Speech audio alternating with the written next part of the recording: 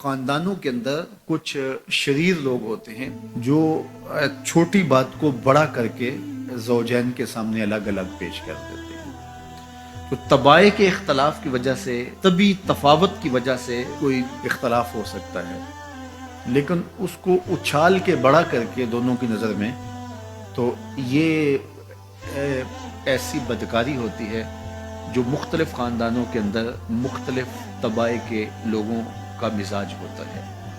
تو ایسے لوگوں سے اپنے آپ کو محتاط رکھنے کی ضرورت ہوتی ہے، اور اگر وہ شوہر کے خاندان سے تعلق رکھنے والا فرد ہے تو اس کو بیوی کو بتا دینا چاہیے کہ یہ ہمارا اس کے رشتے کا احترام موجود ہے، لیکن ہم نے اس سے رہنا محتاط ہے۔ اور اگر وہ بیوی کے خاندان کا فرد ہے تو بیوی شوہر کو بتا دے کہ یہ صاحب معزز تو بہت ہیں ہمارے خاندان میں، لیکن ماشاءاللہ شریر بھی بہت ہیں۔ ان کی مثال اس مکھی کی طرح ہے جو سارے بدن کو چھوڑ کے زخم کی جگہ پہ بیٹھے۔ کچھ لوگوں کی مثال ایسی ہوتی ہے، اچھائیاں چھوڑ دیں گے اور وہ وہاں بیٹھیں گے اور وہاں سے جو ہے وہ گندگی لے کے پھر اس کو پھیلائیں گے۔ لیکن آپ نے شہد کی مکھی کا مزاج بھی دیکھا ہوگا کہ وہ کڑوے رس چوس کے اس کو بھی شہد بنا ڈالتی ہے۔ تو اس طرح کے لوگ عمومی طور پہ جو ہے وہ خاندانوں کو توڑ دیتے ہیں اور دو لوگوں کے درمیان فساد اور شر کا ذریعہ بنتے ہیں۔ یہ انسانی وجود کے اندر شیطان کے نمائندے ہوتے ہیں۔ اپنی ازدواجی زندگی کو، اپنی گھریلو زندگی کو بچانے کے لیے خاندانوں کے اندر اگر کوئی شریر طبع کا شخص ہو، کوئی بخسیس النفس شخص ہو، کوئی خبیث الفطرت شخص ہو، تو اس سے جو ہے وہ اپنے آپ کو محتاط رکھنے کی ضرورت ہوتی ہے، کیونکہ یہ طلاق کا سبب ہوتا ہے۔ طلاق کا ایک سبب والدین کی بے جا مداخلت بھی ہوتی ہے۔ والدین کی ذمہ داریوں میں شامل ہے کہ اگر کوئی اختلاف پیدا ہو جائے تو ان کو پاٹنے کی کوشش کریں، لیکن بعض اوقات میاں بیوی کے اختلاف اس نوعیت کے نہیں ہوتے کہ اس میں دخل اندازی کی جائے۔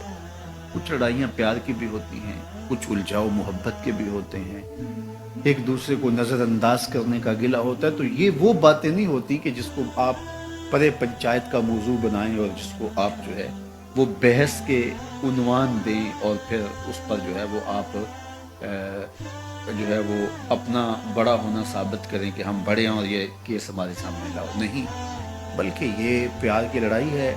اس کے اندر بھی حسن روٹ کے من جانے کے اندر بھی ایک جمال ہوتا ہے، ایک حسن ہوتا ہے، اور میاں بیوی کا چونکہ رشتہ پیار کا ہوتا ہے تو اس میں یہ چھوٹی بڑی باتیں ہوتی رہتی ہیں، اور اس میں بیوی معمولی سا نظر انداز ہونا بھی گوارا نہیں کرتی۔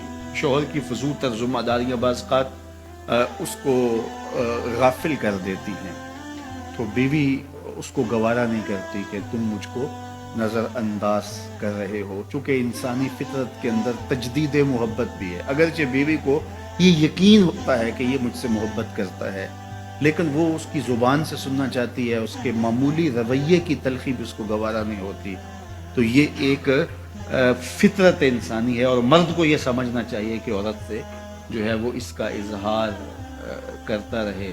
وہ کیا کسی نے کہا تھا نا کہ محبت میں عجب تکرار کی خو ہے، محبت میں عجب تکرار کی خو ہے، کہو نہ کہ مجھے تم سے محبت ہے۔ تو یہ فطرت ہے، یہ تقاضا ہے انسان کا کہ وہ اس کا اظہار کرے۔ تو بعض کا بندہ کہتا ہے کہ میں ٹوٹ کے چاہتا ہوں، میں دل دماغ سے روح سے چاہتا ہوں، تو مجھے کیوں بار بار کہنے کی ضرورت ہے؟